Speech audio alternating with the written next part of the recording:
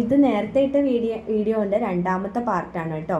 അപ്പോൾ ഇതിലെനിക്ക് പറയാനുള്ളത് എന്താണെന്ന് വെച്ച് കഴിഞ്ഞാൽ, നമുക്ക് ഇപ്പോൾ എൻ്റെ കയ്യിൽ ഇപ്പോൾ അതേ സിസ്റ്റം ഉണ്ട്, ഓക്കെ, ലാപ്പ് ഉണ്ട്, അതുപോലെ മറ്റേ പെൻ ടാബ് ഉണ്ട്, പിന്നെ ഹെഡ്ഫോൺ ഉണ്ട്, തുടങ്ങിയിട്ടുള്ള ഒരുപാട് കാര്യങ്ങൾ ഇപ്പോൾ എൻ്റെ കയ്യിലുണ്ട്.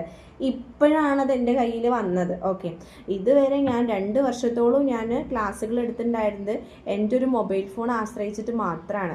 അന്നത്തെ സ്റ്റുഡൻസിന് അത് മതിയായിരുന്നു, കാരണം നമുക്ക് അത്രേ വേണ്ടിയിരുന്നുള്ളൂ.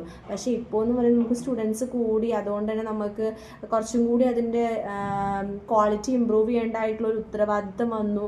അതിനനുസരിച്ച് നമുക്ക് ഫീസ് ഇമ്പ്രൂവ് ചെയ്തിട്ടുണ്ട്. അങ്ങനെയുള്ള ഒരുപാട് കാര്യങ്ങൾ നമുക്കിപ്പോൾ വന്നിട്ടുണ്ട്.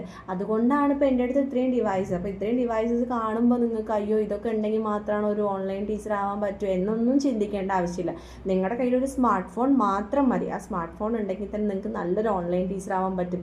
നമ്മുടെ കയ്യിലുള്ള ഡിവൈസ് അല്ല നമ്മൾ അളക്കുന്നത്, നമ്മൾ പഠിപ്പിച്ചു കൊടുക്കുന്ന കാര്യങ്ങളാണ്, നമ്മൾ പഠിപ്പിച്ചു കൊടുക്കുന്ന രീതിയാണ്, അതിനാണ് ഏറ്റവും ഇമ്പോർട്ടൻസ്. കാരണം ഇപ്പോൾ നമ്മുടെ സ്കൂളിൽ ഒരു 10-30 കുട്ടികളെ നമ്മൾ ഒരുമിച്ച്, അല്ലെങ്കിൽ ഒരു 10-50 കുട്ടികളെ ഒരുമിച്ച് പഠിപ്പിക്കുന്നത് പോലെയല്ല ഓൺലൈനിൽ 1-2 അല്ലെങ്കിൽ ഒരു 4-10 കുട്ടികളുടെ ഒരു ബാച്ച് റൺ ചെയ്ത് പോകാമെന്ന് പറഞ്ഞാൽ വളരെ ഡിഫറെൻ്റാണ്. നമ്മളെടുക്കുന്ന എഫേർട്ട് ആണെങ്കിലും എല്ലാം ഡിഫറെൻ്റാണ്, അതിൻ്റെ റിസൾട്ടും വ്യത്യാസമാണ്. അതുകൊണ്ട് തന്നെയാണ് ഓൺലൈൻ ടീച്ചേഴ്സിന് ഇത്രയും അധികം ഡിമാൻഡ് വരുന്നത്. അപ്പോൾ ഇപ്പം നല്ലൊരു സമയമാണ് നിങ്ങൾക്ക് ഓൺലൈൻ ടീച്ചിങ് സ്റ്റാർട്ട് ചെയ്യാൻ വേണ്ടിയിട്ടുള്ളത്. അതിൻ്റെ കംപ്ലീറ്റ് ഗൈഡൻസ് അടങ്ങുന്ന ഒരു 5 ദിവസത്തെ വർക്ക്ഷോപ്പാണ് കണ്ടക്ട് ചെയ്യാൻ പോകുന്നത്. അപ്പോൾ വർക്ക്ഷോപ്പിന് ജോയിൻ ചെയ്യാൻ താല്പര്യമുള്ള ആൾക്കാർക്ക് നമ്മളുടെ അടുത്ത് എൻക്വയറി ഇടാം കേട്ടോ.